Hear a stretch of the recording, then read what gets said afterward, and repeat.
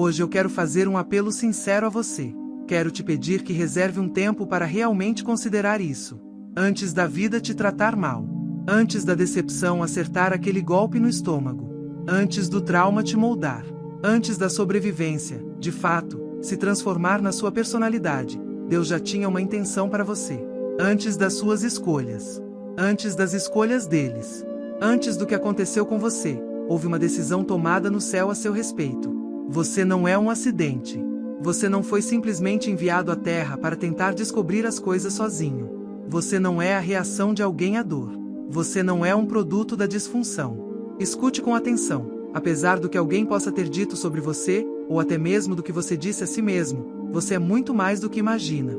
Quando Deus pensa em você, Ele vê algo belo. Ele vê a si mesmo em você. Ele vê sua intenção. Ele vê sua decisão.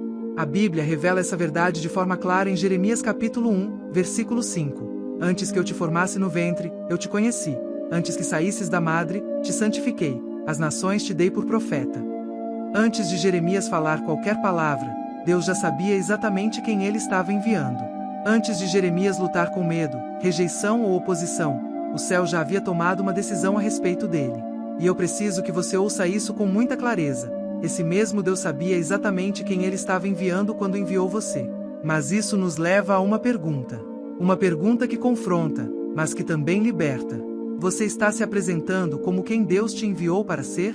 Ou está se apresentando como aquilo que a vida, as suas escolhas e as escolhas de outras pessoas te moldaram para ser? Porque essas duas coisas, na maioria das vezes, estão em oposição. Todos nós caminhamos por essa estrada chamada vida. E nessa estrada, existem forças atuando constantemente. A vida tem uma maneira própria de nos moldar. Mas nem todo molde é formação. Alguns moldes são, na verdade, distorção. Existe uma diferença entre as duas coisas. Deus forma. A vida pressiona. Deus fala identidade. A dor ensina defesa. Alguns de nós aprendemos a ficar em silêncio, não porque Deus nos chamou ao silêncio, mas porque falar uma vez custou nossa segurança. Alguns aprenderam a ser fortes, não porque Deus chamou para a liderança, mas porque a fraqueza não era uma opção. Alguns se tornaram agradáveis. Outros, fechados, invisíveis, barulhentos, engraçados, distantes, irritados, hiperindependentes, emocionalmente anestesiados. Não porque Deus nos enviou assim, mas porque isso foi o que nos ajudou a sobreviver. E escute isso com atenção. A sobrevivência pode te manter vivo, mas ela não consegue te manter alinhado. A Escritura nos lembra da intenção original de Deus em Romanos capítulo 8, versículo 29. Porque aos que de antemão conheceu, também os predestinou para serem conformes à imagem de seu Filho, a fim de que ele seja o primogênito entre muitos irmãos. Observe que o objetivo de Deus é conformidade com Cristo, não conformidade com a cultura, não conformidade com o trauma, não conformidade com mecanismos de defesa. O objetivo de Deus é conformidade com Cristo. O perigo surge quando começamos a chamar coping de caráter. Vamos ser claros, os mecanismos que você desenvolveu para sobreviver não são o seu caráter. Vamos voltar ao começo e olhar para Adão como exemplo. Deus colocou Adão na terra como domínio. Gênesis capítulo 1, versículo 26 diz: façamos o homem à nossa imagem, conforme a nossa semelhança, e domine sobre os peixes do mar, sobre as aves do céu, sobre o gado, sobre toda a terra e sobre todo réptil que se move sobre a terra. Adão não foi enviado como medo. Não foi enviado como insegurança. Não foi enviado como vergonha. Ele foi enviado como domínio, autoridade, mordomia, como a representação de Deus na terra. Mas Gênesis capítulo 3 nos mostra o que acontece quando a enganação começa a falar mais alto do que a instrução divina. A serpente começou a fazer perguntas que colocaram pontos de interrogação onde antes havia pontos finais. Foi isso mesmo que Deus disse. Essa pergunta ainda é feita hoje. Será que Deus realmente disse que você é isso? Será que Deus realmente disse que você é chamado, escolhido, livre? O que faz você pensar que é tudo isso? O inimigo quer que você acredite que não é nada disso, da mesma forma que fez com Adão. O problema de Adão foi permitir que a enganação o tirasse do alinhamento. E, de repente, o homem que foi colocado na terra como domínio passou a se apresentar como medo. Em Gênesis capítulo 3, versículo 9, Deus faz uma pergunta que ecoa até hoje: onde você está? Em Gênesis capítulo 3, versículo 10, Adão responde: ouvi a tua voz no jardim, e tive medo, porque estava nu, e escondi-me. Percebe o que aconteceu? O medo substituiu a autoridade. O esconderijo substituiu o domínio. E entenda isso: quando Deus faz uma pergunta, Ele não pergunta porque não sabe a resposta. Ele pergunta para que você encontre a resposta. Deus não estava perguntando sobre a localização de Adão, mas sobre o alinhamento de Adão. Era como se Deus estivesse dizendo: Adão, onde você está? Porque eu não reconheço mais a autoridade que eu enviei. Quando falamos sobre quem somos como cristãos, muitas vezes falamos sobre o fruto do Espírito, e com razão.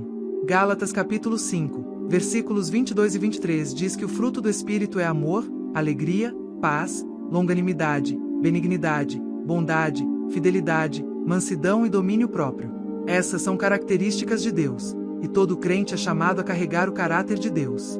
Mas além do caráter, existe um chamado pessoal. Além do fruto, existe função. Além de ser parecido com Deus, você foi enviado para expressar Deus de uma forma muito específica. Moisés não expressou Deus da mesma forma que Davi. Davi não expressou Deus da mesma forma que Esther. Esther não expressou Deus da mesma forma que Elias.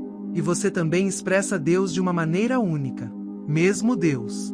Chamados diferentes. Expressões diferentes. Então, quem foi que Deus enviou você para ser? Vamos olhar para Moisés. Moisés foi enviado como libertação.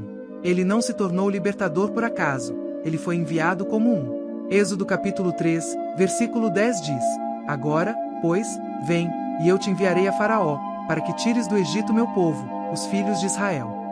Mas a vida tentou moldar Moisés em outra coisa.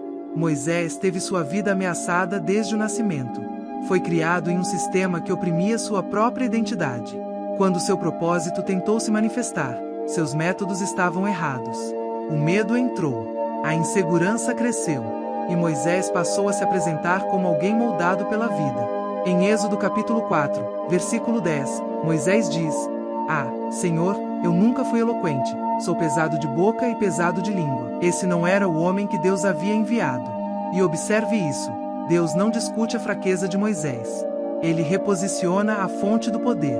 Eu estarei com a tua boca e te ensinarei o que falar. Em outras palavras, Moisés, eu te enviei como libertação, e eu vou suprir tudo o que for necessário para que você se apresente como quem eu te enviei para ser. E então temos o nosso exemplo perfeito, Jesus. Jesus nunca lutou com confusão de identidade. Ele sabia exatamente quem era e por que veio.